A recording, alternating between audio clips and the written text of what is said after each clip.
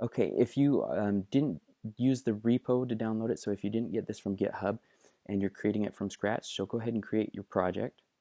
And the one thing you do need to download is the Yosemite map, so you can download just that map from the GitHub.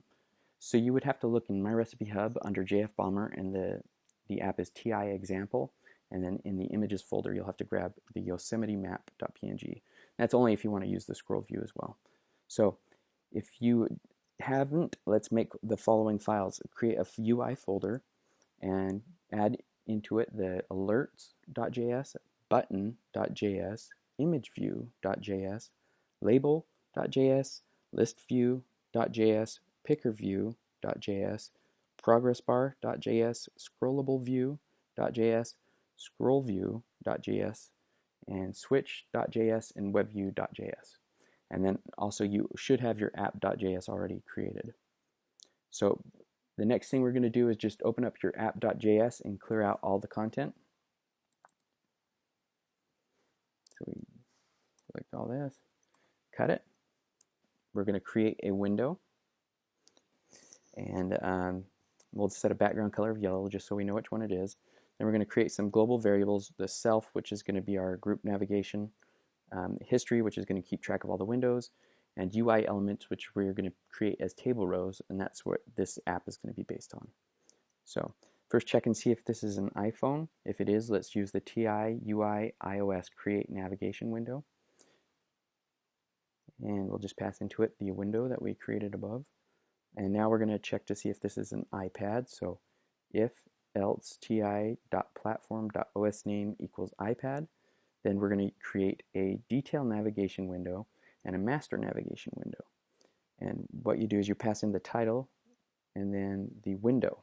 So we're going to create a new window for the detail window. The detail window, if you don't know it, this is kind of like the email app where it has the table view on the left side and then a detail view on the right. So this is the detail view of that. And instead of calling it a menu view, it's called a master view for the left side. So we just created our detail navigation window, and now we need to create our master navigation window. And we do that. So it's ti.ui.ios.create navigation window. We'll put the title as master window. It doesn't really matter, it's not used. And then we're just going to pass into the master window the window that we created above. And that's because we're going to be adding a table view to it. All right, and then what we're going to do now is add a split window. So on the iPad, we use a ti.ui.ipad.create split window, and this will take a detail view and a master view. And the detail view will be our detail navigation window. The master view will be our window. So we could have used the master navigation window only if we need to push another window on top of it, and since we don't, we're just going to push in that window. So I made that master navigation just in case you wanted to make an app that does allow that. And then we're also going to create an object here to simulate the iPhone mobile web and navigation group. So the object will have a function of open, which we'll just call the split window open. And then we have an open window, which is just split window, open window. And then passing into it the window, sorry. And then that's it. We'll just close out of this object. And then we'll handle our Android. So else if this equals Android, then what we're going to do is we're also going to create a dummy object because Android doesn't have a navigation the same way. It doesn't handle navigation the same way as iOS. So they have their own way of handling it, and it's no different. You just have to call a few different lines of code. So we're just going to kind of simulate it. So self, and then the function open, we'll just call window open. And then open window, we'll just also call open window, window open. And open window will pass in a parameter of window, and that's the window that you're opening for that function. Okay, And then the last, we're going to handle the Blackberry and mobile web. If you don't know what mobile web is, it would just be outputting HTML that you could use for your site. It just styles it and such. And then Blackberry is just another device, if you didn't know. It was really big a few years ago, and it's starting to make a little bit of a comeback. And to do this, you use the navigation group with the ti.ui.mobileweb.createNavigation group, and we pass into it our window. So now all we need to do is create, this is what we're going to do is just create a function called createUI, and so this is just going to create table rows for our table view. And it will take a string name and then a path to the window. We'll call it window, but it will actually be a path to the window. And so the function createUI, and then all we do is push the name in the window onto an element array. That's as easy as that is. And then we're going to create the ones that we have. And if you remember when I was just going through what files to create, it's pretty much the same thing. So the first row, or the first parameter will just be the title that's displayed on the table view row. The second parameter will be the path to open the window for that file. So then if this doesn't make sense, this is more complicated than you should probably be handling right now. So I would just copy and paste this and then learn from the next part. And then you'll see this done a couple times, and it'll start making sense after you've done it a couple times. So we're going to add the image view now, the label. So the label, the path to the label will be UI label. And notice you don't put the .js. That's just because whenever you require a file, you don't do it.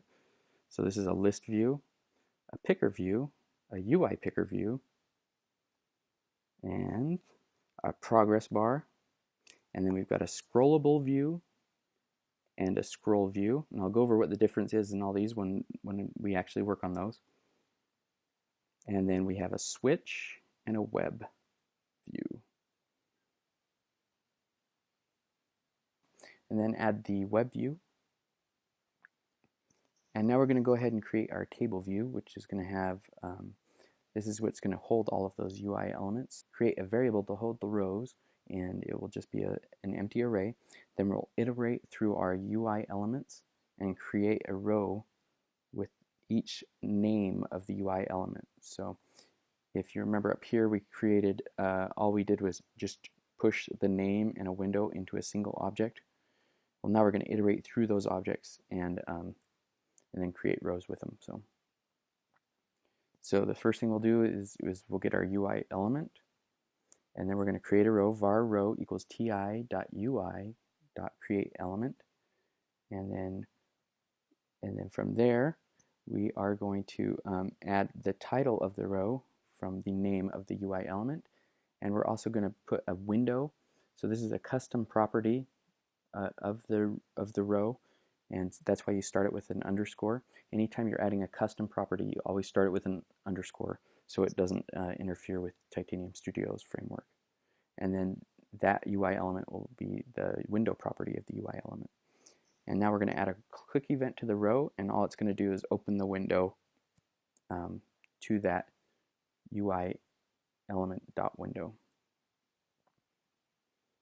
So what we do first is cancel the bubble because we don't want click events to bubble, and then open window and pass into it our window, which is this underscore window. So this is, in that instance, is this row.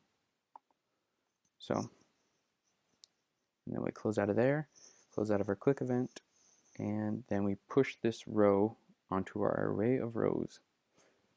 And then we just set the data of the table view to the rows, and then we add the table view to the window. And now we need to create our function for open window and close window. So open window will simply just be, we create a new window from the required.e window. So the e window would be the UI, let's take the alerts for example, it would be UI alerts and then .js, but we don't add the .js, so that's where this e window is coming from. And then we instantiate our window with an argument if it has one, but none of them do have any. But I just copy and paste a lot of this code from my other projects. That's why it's in here. So, And then what we're going to do is just set the title of the window to the e.window and replacing the UI dash, and that will just give us the title of the window as it's displayed. And then we call self open window, and we pass into it the window, and also an object to state whether it's animated or not. And then we just have to push this window onto our history of windows. To close the window, all we have to do is pop the window off the array, which will give us our current window, and then call the close function from that window. And then we can add this as a global event listener, although the only thing that would be called really is the close window, but it's all right, we'll add both anyways. And then we just call the open. So that's the backbone of the app. If you have that set up, then you're ready to move on. And if you don't really understand what this is doing, that's fine. You're pretty new. This is pretty early in our tutorials, and you're going to see this stuff literally hundreds of times. So you'll get more familiar with it the more you see it. So don't be frustrated. Just keep plugging along and watch as we do the next videos, and try to follow along if you can.